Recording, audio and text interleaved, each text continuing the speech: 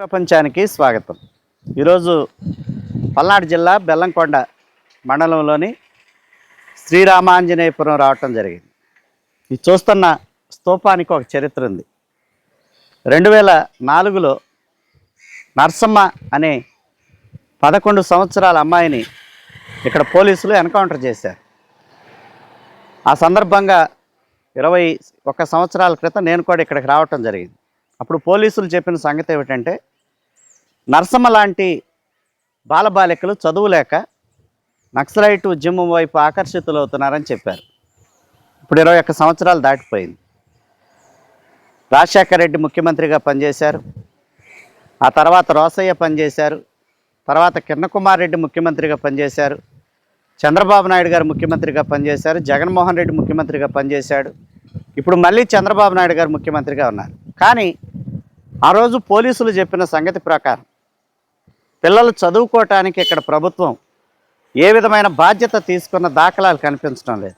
కనీసం ఈ ఊర్లో పాఠశాల ఏర్పాటు చేసి పిల్లలకు చదువులు చెప్పించాల్సిన కనీస బాధ్యతను ప్రభుత్వం విస్మరించింది. ఫలితంగా ఈ రోజుకు కూడా, అంటే ఈ ఘటన జరిగి 21 సంవత్సరం అవుతున్నప్పటికీ ఈ రోజుకు కూడా పిల్లలకి పాఠశాల లేక చదువుకోవటానికి చాలా దూరం ఆటోల్లో భయంకరమైన రోడ్డు మీద, అంటే సరిగా రోడ్డు వస్తు కూడా లేదు, గతుకులు రోడ్డు,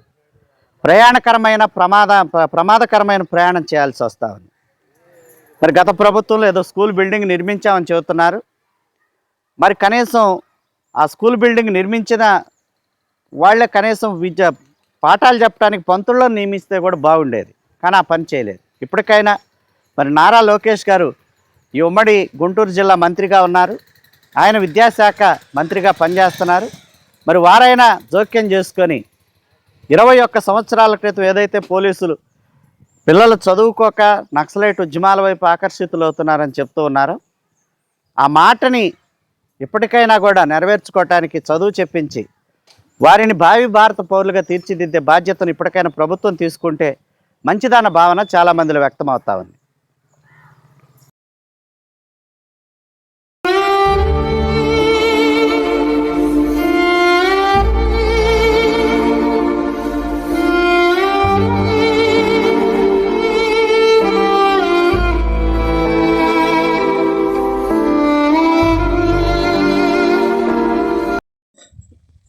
ఎక్కడికి, ఏ ఊరు వెళ్ళేది మీరు స్కూల్కి? ఎంత దూరం అది? దేని మీద, దేంట్లో వెళ్తారు మీరు?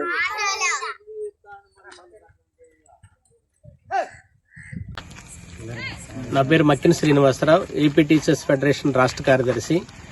ఈరోజు ఆంధ్రప్రదేశ్ టీచర్స్ ఫెడరేషన్ పక్షాన ఒక సామాజిక బాధ్యతతోటి బెల్లంకొండ మండలం ఈ యొక్క శ్రీరామాంజనేయపురం గ్రామం రావడం జరిగింది.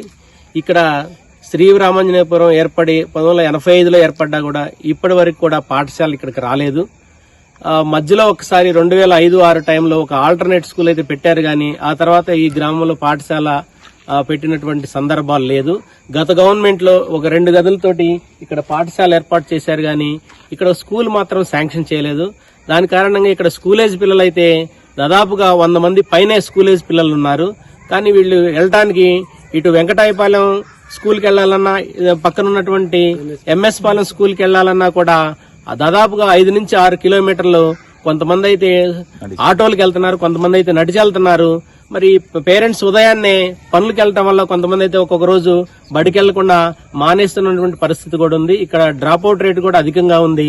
కనుక గవర్నమెంట్ మరి ఒక విద్యా హక్కు చట్టం ప్రకారం 1 కిలోమీటర్ లోపులో ఖచ్చితంగా ప్రాథమిక పాఠశాల ఉండాలి.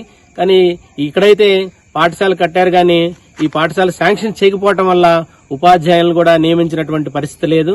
కనుక ఇప్పుడు మేము ఆంధ్రప్రదేశ్ టీచర్స్ ఫెడరేషన్ పక్షాన కోరుతున్నది ఏంటంటే, ఖచ్చితంగా ఇలాంటి ప్రాంతాల్లో ఎస్సీ, ఎస్టీలు, బీసీలు, పేద వర్గాలకు చెందిన వాళ్ళు మాత్రమే ఇక్కడ ఉన్నారు. వీళ్ళందరి పిల్లలకు కూడా చదువు కూడా అవసరం. కనుక ఖచ్చితంగా కూడా ఇక్కడ ఇమీడియట్ గా ఒక ప్రాథమిక పాఠశాల మంజూరు చేసి వెంటనే టీచర్ పోస్టులు కూడా కేటాయించాలని మేము ఆంధ్రప్రదేశ్ టీచర్స్ ఫెడరేషన్ పక్షాన ప్రభుత్వాన్ని కోరుతున్నాము. మాది రామంజనీపురం గ్రామం, మన సింతాపాలెం పంచాయతీ, బెల్లంకొండ మండలం. మా స్కూల్లో గత 30 సంవత్సరాల నుంచి స్కూల్ లేదు. బడి కట్టించాలి కానీ దాంట్లో బడి పంతులు అనేవి రావట్లేరు. మా ఊరు పిల్లకాయలు పిల్లగాళ్ళు మొత్తం మనసుందాపాలెం మాచేపాలెం ప్రైవేట్ స్కూల్లో జాయిన్ అయ్యి ఇక్కడ చదువుతున్నారు చిన్న చిన్న పిల్లలు. మా ఊర్లో బడి పంతులు వస్తే మంచిగా ఉంటుందని కోరుకుంటున్నాం. ఏ ఏ ఊర్లో వెళ్తున్నారు మీ ఊర్లో? మా ఊర్లో మాచేపాలెం ఫ్లాట్లో ఇంగ్లీష్ మీడియం స్కూల్ అని మనసుందాపాలెంలో వెళ్తున్నారు సార్. ఎంతమంది వెళ్తారు? ఒక 60-70 మంది దాకా ఉంటారు సార్ చిన్నపిల్లలు.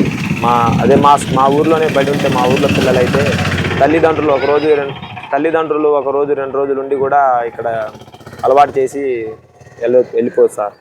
తల్లిదండ్రులు పొద్దున్నే లేచి ఆ పిల్లలకి సర్దటం, ఆ ప్రైవేట్ స్కూల్కి పంపించడం అని కొంచెం కష్టం పడుతున్నారు సార్. అది రామాంజనేయపురం గ్రామం అండి. 40 సంవత్సరాలుగా మా ఊళ్ళో స్కూల్ లేదు. మాకు పోయిన ప్రభుత్వంలో స్కూల్ కట్టించారు నంబూరు శంకర్రావు గారు. ఆయన కూడా ఇప్పుడు 2 సంవత్సరాలు అవుతుంది స్కూల్ కట్టించి.